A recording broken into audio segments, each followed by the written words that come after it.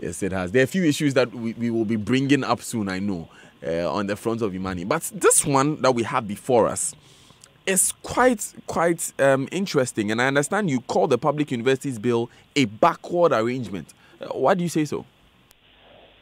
Actually, a backdoor arrangement is the word I used to say that if you listen to the professors, and by the way, I have the bill, and I've been going through it, by the way.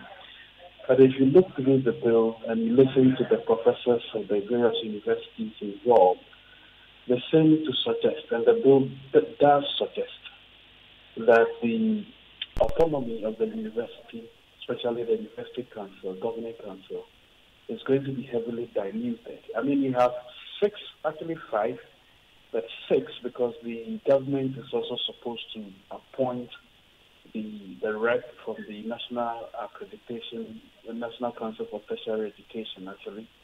So you have 6 out of 9 governing members who would be directly appointed by the president.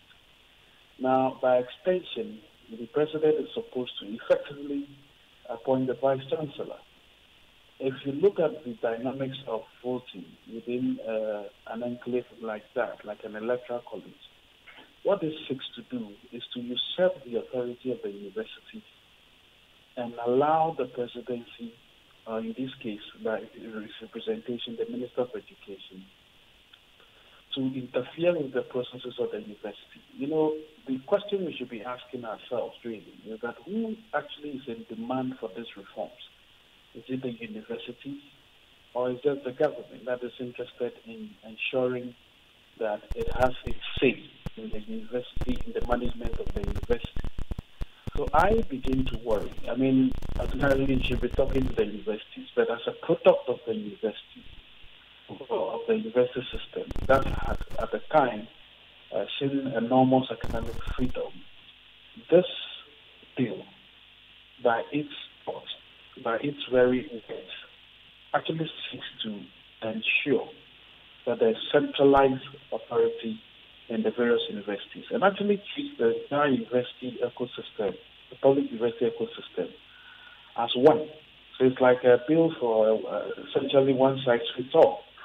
But as you've heard from some of the actors on the field, in this case the universities, the point is being made that these bills defeat academic freedom and it defeats competition. I do not understand why this is being done in the first place. And I don't know whether reforms now have become much less consultative. In any case, Daniel, you also hear the argument from the government side suggesting that these are our thoughts. You should bring yours as well. But you see, it doesn't even pass muster, because in the first place, this is an entirely anti-democratic process. So I do not see how you want to start a consultation on dictatorship. I don't even understand that conversation. So the bill is outmoded at best, and I think it just should be withdrawn.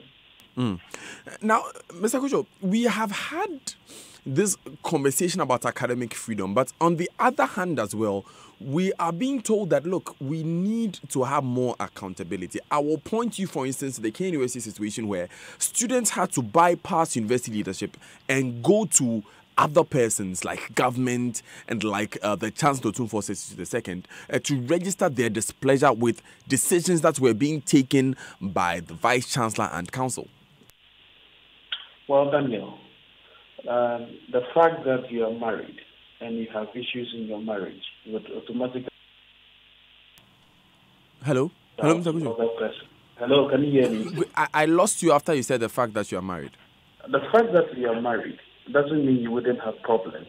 Problems that the two of you cannot deal with, and sometimes you require the assistance of family members, probably older persons who may be able to advise.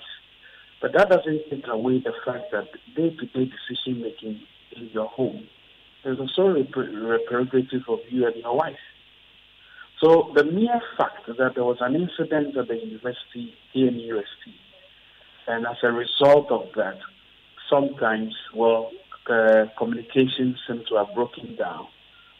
And the fact that the students had to reach out to other persons affiliated to the university does not necessarily replace the fact that the consultation is still the most useful process to dealing with internal matters.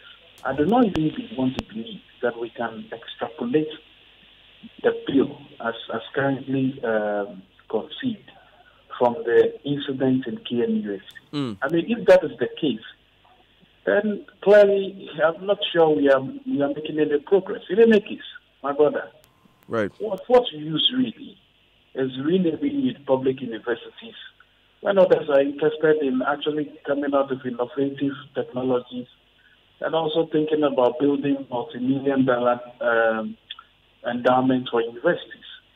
Right. So the bill is a combination of things that I really do not think would advance the development in the various public universities. Really. Thank you very much, Franklin Cudjoe, for joining us this morning. He is the founder and president of Imani Africa policy think tank. It's 16 minutes to the top of the hour here on the Super Morning Show in Joy 99.7 FM. We'll soon be having a very, very riveting conversation about street children. And I want to end quickly. Raymond, quickly take us through the list of the new names that have been proposed. And I have a question. When you're wrapping up, I have a question. Realistically speaking, can we see a change to this? This is a government that has a majority in parliament, a very large majority in parliament. And we know what often happens when bills like this go to parliament. What would it take for us to see a difference? Okay, so what can be is that massive pressure for the people. And when massive pressure comes in, even the majority can say that, well, we need to reconsider that, especially when it's not very partisan.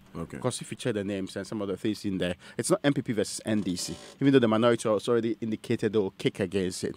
Again, if we put a pressure on Parliament, they are more likely to say, okay, it came from the ministry, so talk to the ministry. If they can make changes about it, then they'll defer it, they'll ask for changes with that, or they themselves will amend sections where there's controversy, and they will deal with it from that particular level. Then they'll proceed to now push it. Now, at least we have that assurance from the ministry that they are taking inputs which could change sections of the bill. Again, we understand it's not being to even cabinet. So cabinet so you can also attack it from that end. It's a smaller group of ministers. So you know them, you can actually go to the presidency because it's the president's face that was on the ballot for you. So you can go to him and say that we think that this is misplaced. This is not something we want done. If you change the elements or forget about the bill in its entirety. Right. Take us through the new names. And then the George Grant University of Science and Technology, Jerry Rawlings University for Development Studies, Komla Agbeli Bedema University of Health and Allied Sciences, Kofi Abrefa Buzia University of Energy and Natural Resources. So basically, these are the ones. George Grant University of Science and Technology. No, not KNUST. Yes. So which university is this? So it's one of the ones that have been proposed, yeah. Oh, okay. Yeah. But it's not KNUST. It's not KNUST. Okay. Kwame Nkrumah's name is not being removed from KNUST. Of course, we all knew of the Opoku Ampoma, Nana Opoku Ampoma University of Professional Studies, Accra. Yes. So that's already NOAUPSE.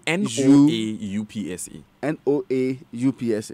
I wanted to say it like a noose, but I can't fake. Noaupsa. Like I can't. Okay. So Raymond, thank you very much. It's okay.